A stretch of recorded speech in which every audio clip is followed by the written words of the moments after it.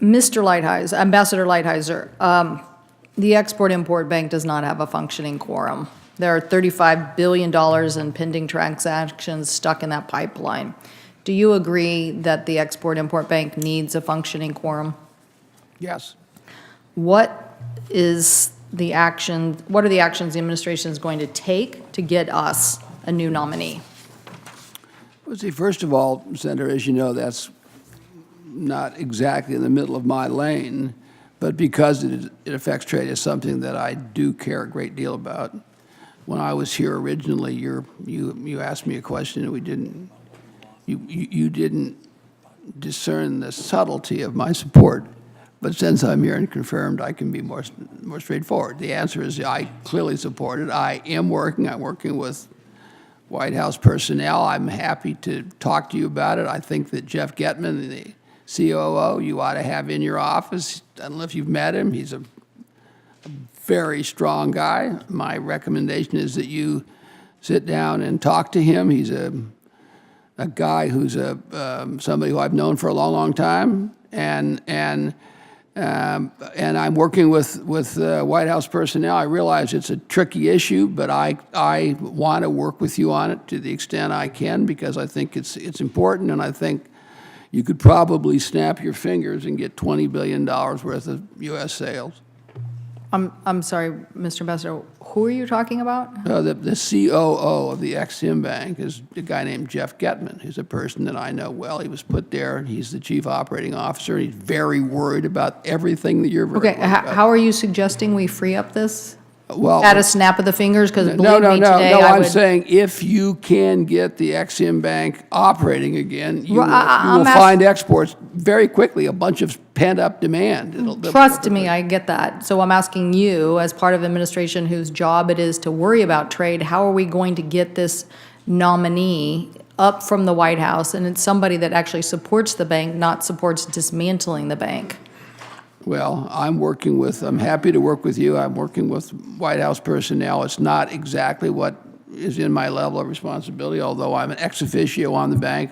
I agree with you completely in terms of outcome, and I'm happy to talk to you offline and try to figure out some way. You know the problem better than I do for sure, because the problem is not in the administration.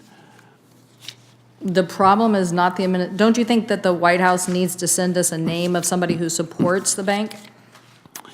All I want is to have a quorum on the bank and have it start working. That's as far as my interest goes. Okay, I want to have it become functional. I think that's what you want too. We will take you up on the offer. So Okay. we work every day to make sure that great U.S. products can reach the customers in international markets. So speaking of that, one of my predecessors, I'm kind of amazed that he said this, Warren Magnuson, we cannot afford to ignore or misunderstand China.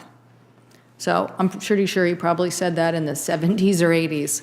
Why? Because he realized that China was not only a market, but a competitor. So I'm somebody who believes in co-opetition. There are days that we're going to compete with them, and there are days that we're going to cooperate depending on what the agenda is. So what avenues are we going to take to protect the $7 billion export agriculture market from my state from being retaliated against in this trade war that the president is basically embracing?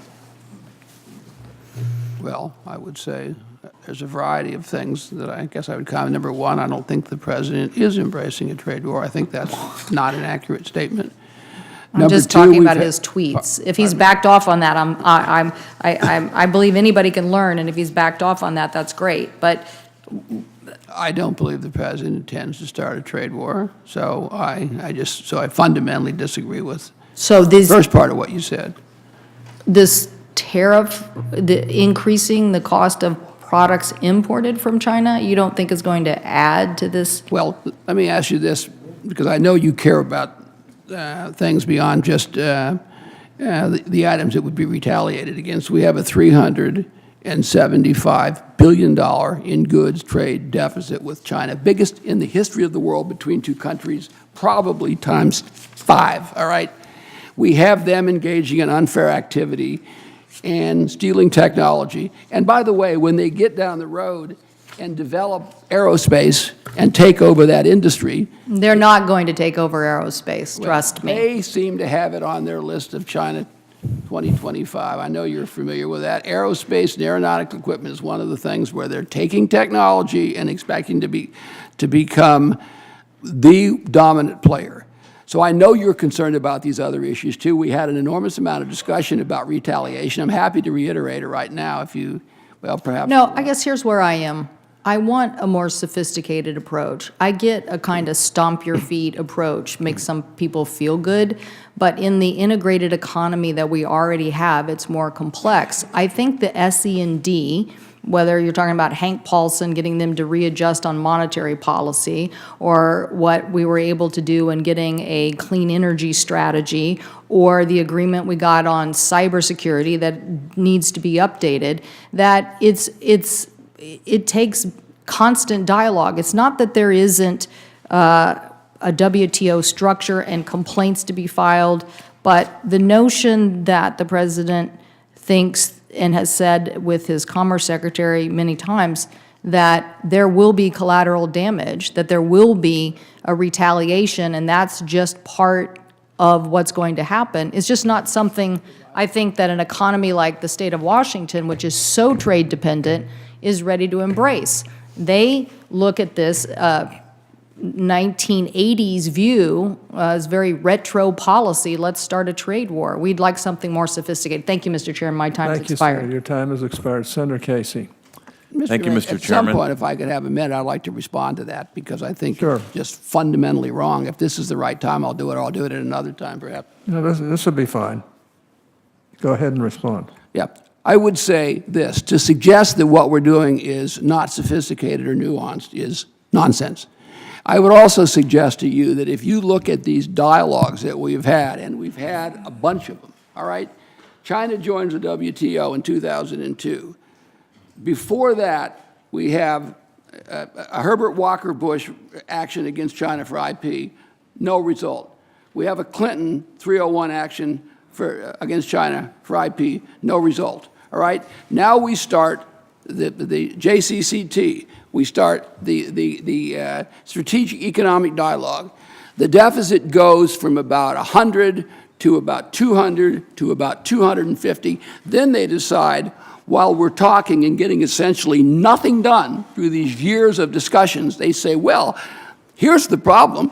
The Strategic Economic Dialogue's not working. Let's have a strategic and economic dialogue. So that they put that on the table. They do that for a couple of years. The trade deficit continues to go up with every one of these. I've got a chart that I'd like to put in the record, if I could, Mr. Chairman, at the appropriate time. Without objection. We have had every one of these so-called dialogues have accomplished almost nothing. The trade deficit has gotten worse with respect to every single one of them. And then this president came in and said, we're going to do exactly what you said. We're going to start a comprehensive economic dialogue, and we're going to do it differently. We're going to have short term. We're going to say, here are the specific things. And we had a 100-day plan. At the end of the 100 days, we essentially got nothing. And the trade deficit last year, shockingly, went up again. So the idea that there isn't a plan, that we aren't exploring all of these is just wrong. So what we decided to do was focus 301 on one of the things that has specifically been a problem and affects almost, even agriculture, every single part of our economy. And during the course of all these dialogues, one of the early ones of which you mentioned, Senator, during the course of all that, on 10 different occasions, China made specific commitments to do things in the IP area and did none of them. 10 seconds, Mr. Chairman. The lunacy of an administration that cannot make a layup on the Export-Import Bank and increase exports, and yet wants to shoot consumers in the foot with a tariff on costing us something as the next step is something I disagree with. Thank you.